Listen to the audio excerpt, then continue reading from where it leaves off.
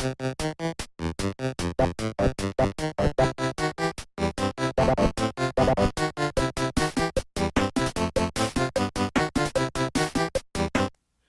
doop doop doop doop doop doop. Ha! What the? Loren, is that you? Yeah, I let myself in, if that's okay. Again? Again. I thought I changed the locks already. Yeah, but you hired me to do it. That's right. Oh, I'm so silly. Welcome What are we talking back. about today? I don't even know why you're here. Well, welcome back to Expurtz, everybody. I'm Loren. That's Tom. I'm Tom. He's Loren. And I'm going to do a little bit of a solo this week. We're talking about the TurboGrafx16. One of those consoles where I literally only ever played it one time my entire life. Yeah, and that's a shame. You missed out. You really did. I didn't have any friends that owned this thing. I was super lucky, and I happened to get this before the Super Nintendo. So it was my bridge from the NES and the Sega Master System, which I didn't have back then, my friend had. And we jumped in and transitioned with the TurboGrafx16 into what we all know as the greatest generation ever. Super Nintendo, Genesis. Yeah, the 16-bit wars. Yeah, the wars, man. The wars. So I'm going to include US and Japanese releases. Wow, okay. Because if you ignored the Japanese games, you really missed out on this console. That was where the heart and soul of it, where I think there's some games that are better than either Genesis or Super Nintendo. So, Okay. all in, including CD-ROM variants, 678 games ever came out for this system. Wow, that's a lot of games.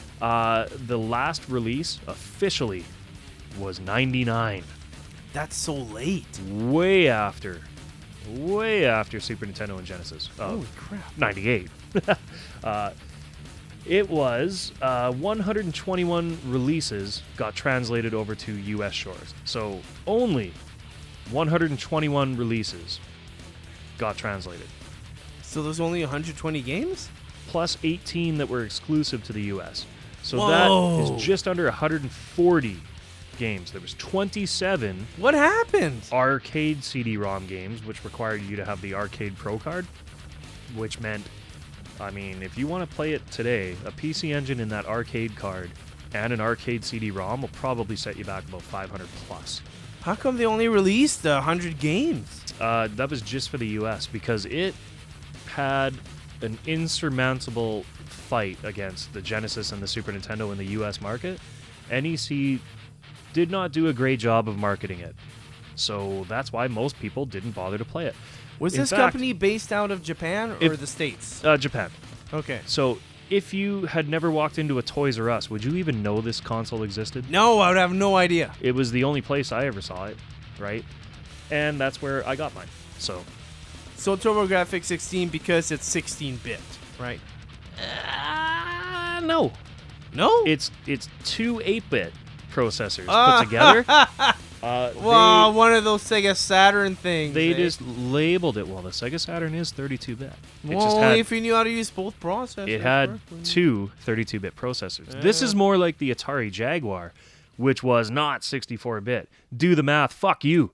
You do the math. Do the math. You had two 32-bit processors Throw in there, those not 64. kid toys away. 32 plus 32 is 32 twice, fuckers, not 64. Atari assholes. Do the math. What terrible. Anyway, sorry. Hey, we're talking about a good console. TurboGrafx. We're talking about this weird Turbo GRFX16 There was another variant called the Super Graphics. What's the difference? Only 5 games came out for it. What? It was essentially kind of think like the 32X, except instead of it being an add-on, it was an entirely new console. But that's less games than the Virtual Boy. It was a Super TurboGrafx, essentially. Was it backwards compatible? I will tell you, if you Google it right now, it was sexy. It was sexy. Sexy. Okay. But no. No! And it so is... only you played 5 games. It is the beginning of the failure of NEC in the gaming market. What the fuck happened? After this, they released the PCFX, and it was an incredible console, but it died. It died a quick death. I guess I even just in don't Japan. understand. Even in Japan. unfortunately, because they had some phenomenal games. Let's get into some of those. Yeah, my let's hear it. honorable mention. You could play it on other consoles, but it couldn't touch this one, man. The reason a multi-tap even existed, it was built for this game. Made by Hudson Soft in 1993. Bomberman. Bomberman 94. Ah. So, it was Japan only, but it's the first game that I distinctly remember people importing. Like, you remember that game store in West Edmonton Mall? And it was legendary because you would walk in and you would see the Neo Geo, and you'd be like, holy shit, there's a Neo Geo there. I can't remember the name of it. Retrowave or Retro You know what I'm Games or talking something? about, but like Yeah. the game store way back when we were Way kids. back in the day. Like when we were kids. It had Bomberman 94. It's the first time I ever spent money on an import game. And what a time that was, man. So it came out... You mean back when it was inexpensive and not like super drawn out for money because even then, everybody like, thought it was super expensive? that guy charged like $100 for import games. Yeah. So it was not cheap. Okay. It was not cheap. This exact game came out 1.5 years later on the Genesis, but it was a shell of the PC Engine game. And you're going to hear me switch back and forth between PC Engine and TurboGrafx. I almost exclusively own PC Engine games. But there's only 5 of them. They're cheap. No, Super Graphics. Oh, Super Graphics. Super Graphics, I've never seen a Super Graphics console in real life. I've never seen one in person. They are unicorns. This you could do 5-player, which was wild. 5, not 6? Well, no, because the TurboGrafx only had 1 controller part. Oh, okay. So you would plug in your multi-tap, which will give you 5 ports. It was 5-player. You could go through 6 different worlds. It was, legendary multiplayer action. Just like Super Bomberman 3, 4, 5, right, on Super Nintendo. Yeah. But this was the first, true taste that we got of Bomberman style gameplay, and it was fantastic. An iconic character, right? I love instantly Bomberman. Recognizable. It's my honorable mention. Hudson Soft does good stuff. My number 5 is an Okay. Atlas game. I like Atlas. That's a good company. Now if you just Googled TurboGrafx16 top 10 games, It would be all vertical and horizontal shooters. it would be a lot of shooters. There are definitely games in my list that will make it. What, Bonk? This one will absolutely not make a top 10 list. Oh. But it's a personal favorite of mine. Okay. October 1990, it came out. So I believe the Super Nintendo was just out in Japan at this point. I was 4. The Genesis existed. It's Legendary Axe 2. Legendary Axe 2. So what kind of game is that? It is a side-scrolling beat 'em up kind of, or not really a beat 'em up. It's more kind of like Magic Sword. Okay. Like Capcom's Yeah. Magic Sword. Yeah. You have a legendary axe. Shocking. You have multiple weapon types, so you can pick up a chain and sickle kind of thing, and throw the chain diagonally. You can shoot it straight out, up, diagonally, both directions. Of course, an axe. There's a sword. I almost always used either the sword or the chain and sickle. You can each weapon can be upgraded 5 times, up to level 5. How many levels are there? I think 6. So by the time you're And near it the is end of the game, you kill as many Yeah. enemies as you can to pick up Yeah. orbs, and those orbs will eventually level up your weapon. And you need it at level 5 if you want to take on the final boss. Yeah. Its bosses are huge. They Okay. had a very there was a the only way I can really describe it is a TurboGrafx sheen to the graphics. They were very bright. They could do the PC Engine TurboGrafx could do more colors on screen than a Genesis could. You could get the Turbo Booster, which was an AV out for it to make it look Oh, cool. really good. But you literally had to buy it as an extra. Really? Yes. Ah. Not a great idea on that one. Yeah. The So they were just stuck with coaxial? Yes. Oh wow. Like okay. stock out of the box, you could only do coax. Wow. And then all the hookups, you covered them all with like this cover that would slip over the back end. There was an expansion port, and that's how you got AV out, was through the expansion No port. way. So we got to give NEC some credit because they had an expansion port and actually fucking used it. So unlike I'm gonna have to Nintendo give and- him this. A little bit. The music. This is where I'm going to get you. The music in this game is fantastic. Really? The level 3, like, I still think about the music in that game. Do you know if he uses like one of those Motorola sound cards or something else? I believe it is. It's synth, like Synth. FM synth. Yeah. But I'd have to pull the sound chip up and see. I will see the fact check specs on it. I will fact check it and put it in. Yeah, but it does sound like FM synth. Okay. I think it's it's definitely better. I'll get to that on game 2, okay. where I will give you an example of a game that sounds significantly better than NES on TurboGrafx or PC Engine specifically. Number 4. There was 2 games on the PC Engine TurboGrafx that was notorious that people were like, that console is really good for pinball games. It's Devil's Crush, made by Compile in August 1990. So this game essentially improved on Alien Crush, which was the first pinball game, in every single way. It is like surprisingly good physics for like a pinball flippers and how the pinball bounces around the screen. Right, it feels very pinball-y. It's a 3-screen tall level, like pinball table, I guess. Wow, really? You have multiple flippers on each level. Oh, that's awesome. So you want to flip up to the next set of flippers and keep it alive with those That's middle awesome. flippers. And there's enemies all over the place, and you're trying to kill all these enemies with the pinball, right? Again, killer music in this game. And if you like Sonic Spinball, you would fucking love this game. I actually really like Sonic Spinball. I think this is a significantly better, like, fun take on pinball. Okay. Devil's Crush. I'm sure you can easily emulate this. Should we talk about that? I'm just over the saying. microphone? I'm just saying. Oh my goodness! Number 3. People are rappelling down the side of the building. You knew this game was coming. Okay. Developed by Hudson. This one is 1991.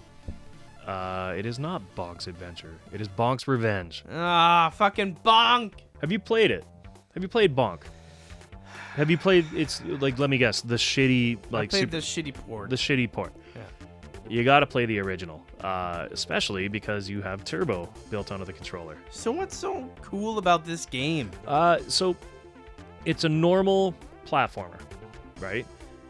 But the colors, like they're so good at using color. Hudson Soft, right? And this game was not possible on the NES.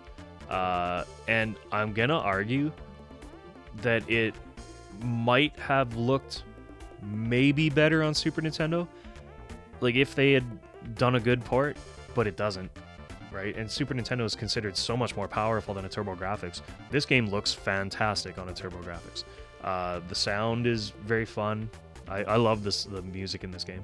You see a trend? So what draws you to playing bonk? Because instead of just jumping on an enemy like Mario or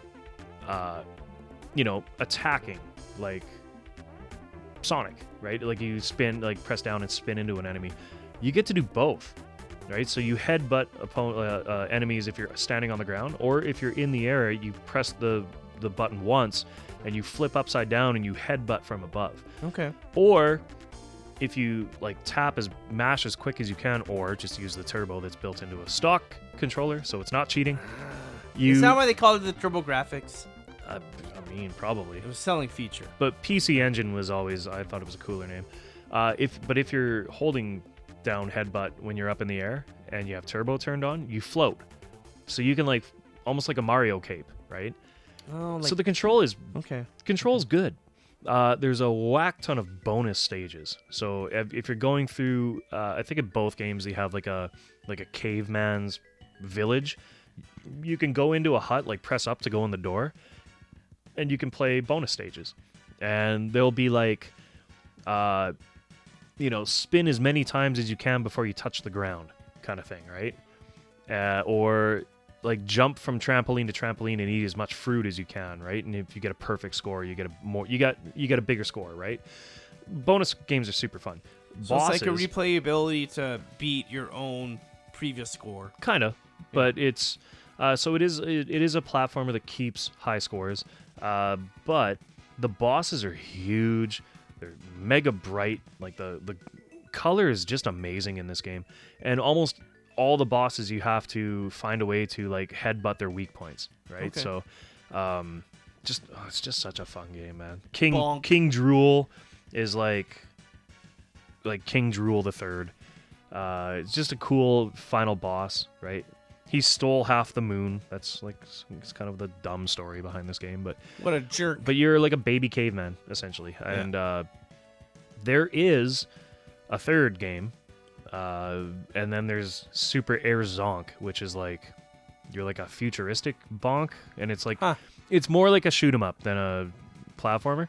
I think Bonk's Revenge was like the sweet spot, kind of like Streets of Rage. Like 2 was like, okay, they can't get any better, 2 is really good. Yes, Bonk Revenge. Bonk Revenge? Okay. Number 2, you have played this game. But I never owned a TurboGrafx16. You've played this game. How would I have played this? You played never it, owning this console. You played it as Life Force on the NES. I love Life Force. Oh, so you're talking about Salamander. Salamander. Oh, I love that So game. Salamander came out in December 91 by Konami on the PC Love Engine. the music to this game. So freaking good. When you Google up like Salamander PC Engine I'm going to have to soundtrack, check out the music for TurboGrafx 16. It's so much better. It's Wow. Like, it is the exact same soundtrack. It's just they have I better... actually didn't know they... So this was a re-release? Well, no, because Life Force was... It was an arcade. It was a port of Salamander, the arcade game. Yeah. And if you've never played this game, it's a side-scrolling and vertical-scrolling shooter. Mm-hmm. So it has kind of that, like, Gradius style, where, use it or skip kind of thing. But then it also mixes in vertical levels. Like, it's a very cool game, This man. is one of those original Konami games, too. This was, like, when Gradius was making crazy money. Yeah. In the arcades, they brought out Salamander, and it was like the true shooter aficionados preferred Salamander, but Gradius was the more popular game. Yeah.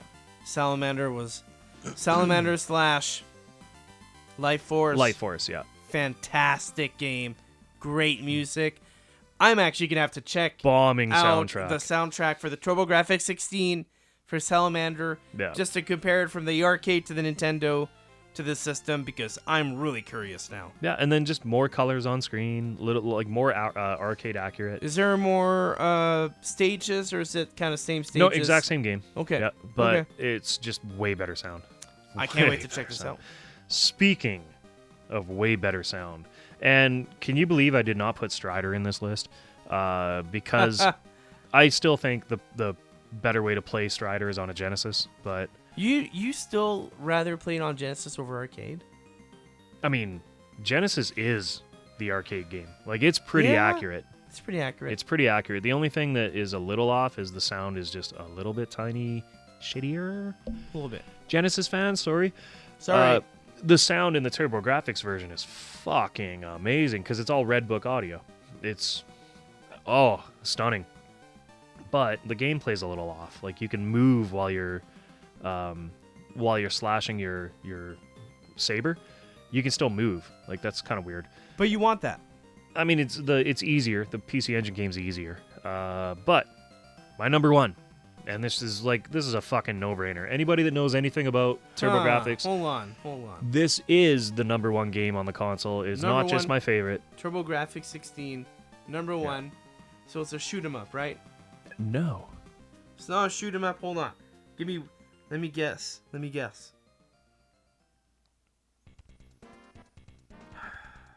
It's not a shoot 'em up. Not a shoot 'em up, surprisingly. Is it a fighting game? No. Is it a beat 'em up? Kinda. It's a little more platformer than... You got me. I don't know. Oh, this is the best Castlevania ever made in the history of fucking Castlevanias. Rondo of Rondo Blood. of Blood. Ah, okay. I should have guessed. It's the best classic Castlevania. Yeah. Before Metroidvanias, before Symphony of the Night, and then all the Game Boy Advance and DS versions. This was to me, the pinnacle of the classic formula. It's as good as Super 4 was, because it is an amazing game. It's still pre-Metroidvania. This has more of the original Castlevania's DNA. Yeah. So instead of just, whipping all over the place because they wanted to show off Mode 7, it's more of a traditional, you can only whip forward, you can't whip up, or on the angles, or wing it around like it's, an elephant's trunk. 6 stages, right? This one has, well, yes and no. There's 7, but there's multiple paths. Oh, I see. Through like 3 of them. You can do there's also 3 maidens that you can save, and you can use Maria in this game. But that breaks the game. Maria's absolutely breaks the game. You don't ever want to use her. But I will say, with Richter, Richter's the best. this game is balls hard. Yeah. It's very, very hard. Yeah. It has that classic knockback, which Castlevania is notorious for. You can be climbing up a ladder, and you jump over onto a platform, and somebody hits you, and it knocks you back in between the platform, and you die. Because it's not Belmont anymore. It's no, it's Richter Belmont. Oh, it is Richter Belmont. Okay. So this is if you played Symphony of the Night, the blue tunic, blue denim vest, the at the beginning Canadian tuxedo when he's riding on the whatchamacallit, towards the castle. You're actually playing the ending of Rondo of Blood at the beginning of Symphony of the Night. You're isn't it ending Dracula's Curse? Well, so when Nintendo? Richter, not so the original Castlevania, yes, but I'm talking Symphony of the Night at the beginning of that game when Richter's riding on the cart with the horse and he beats the Grim Reaper, and then goes in and is like, "What is a man? What's a miserable pile of secrets?" Right? It's been so long. But enough. I have to revisit How about you? Yeah, that whole beginning of Symphony of the Night is the ending of Rondo of Blood. That's right. It's a phenomenal game. The soundtrack is fantastic. The soundtrack is really good. It's not just multiple branching paths, where like Castlevania 3 at the end of the level you kind of choose if you go up or down. This is in the middle of the level. You can go on the first level. You can go backwards, slash through the wall, and then go into the basement, and then fight a totally different fucking boss than if you just went straight on the top level, right? It makes for very interesting paths, and you can go back and try there's definitely harder bosses. That basement boss is he's fucking hard on the first level. My nephew almost rage quit. Did he break your controller? I would have murdered him because it's I do have a TurboGrafx, but I also have a PC Engine, and it's not a normal tiny little PC Engine. It's not a PC Engine Duo. It's a PC Engine Duo RX, which was the rarest one. It has the 6-button controller, and he would be fucking unalived if he broke that controller. Unalived. You can play this game on PS4 now, and I'm sure Xbox Live Arcade has it. It's on PSP as the double. You get both games, Symphony of the Night and if you have not played this game, you owe it to yourself. It is the best Castlevania. They tried to make a second version of it for Super Nintendo, and that one's called Dracula X. Yeah, that one was the least released too. There's no branching paths. No. But the first level is very, very similar. It's an outstanding game. It's just, it pales in comparison to Rondo. Rondo is so much better. And that was a PC Engine NEC exclusivity deal. They were not allowed to make the exact same game for Super Nintendo. So that's why you see the perfection that is the PC Engine version. I did not know It's a shame that a lot of people never saw that until the Dracula X Chronicles. It's a Which reason is for PlayStation. PSP And then it's just came out, I think it's called Castlevania Legacy or something like that. Yeah. And that's the one that came out for PS4. Okay. And it has both games as well, Symphony of the Night and Rondo. I can't recommend this game enough. The really cheesy anime intro is just so good, man. The music, all Red Book audio, probably the best Castlevania audio ever of all time. Yeah, I use some of those. I may or may not use some of those files for some of our podcasts. You know what? I can give you the disc, and because it's Red Book audio, it's literally CD wave files. That's awesome. You can just use them. Yeah, I love wave files. You can put this Castlevania Rondo of Blood disc into your CD player, skip the first track, and it will play the soundtrack. I love when game companies do that. Right? It's just like, and that was every PC Engine CD game. It was all Red Book audio, so you can use all of it. Yeah. Like, never mind it's my number one TurboGrafx game. It's my number one Castlevania. It's beyond better than all the other classics. Man, that's saying a lot. It's phenomenal. It's a must-play. Okay. Well, I guess next time I come down to your place, I will hook up the PC Engine for sure. Yeah. Or, you know what? We'll just fucking play the PS5. I have it on that too. Yeah, I'm down. Whatever. Easier. Whatever's easier. Yeah. But yeah, that's my TurboGrafx list. It's a shame more people didn't play that console because there were some great games on it. Well, I learned a lot today from that. Thanks, man. I just wish more people had a chance. And they did release a mini console with 30 games built into it. Really? Yes. Like the mini PlayStation and yep. whatnot? I might just have to get me one of those. Like the NES Classic and all of those. It's out there. It exists. I wish more people knew about this console, and hopefully you learned a thing or two. I did learn 2 or 3 things out of this. Perfect. But on that note, what did you learn out there, Internet? I'm pointing at you. Yeah, Internet. How dare you? What did you learn? What do you contribute? For the 3 of you that may have played a TurboGrafx ever in your life, what were your favorite games? Let us know. Like and subscribe. We're the Expurtz. Bye.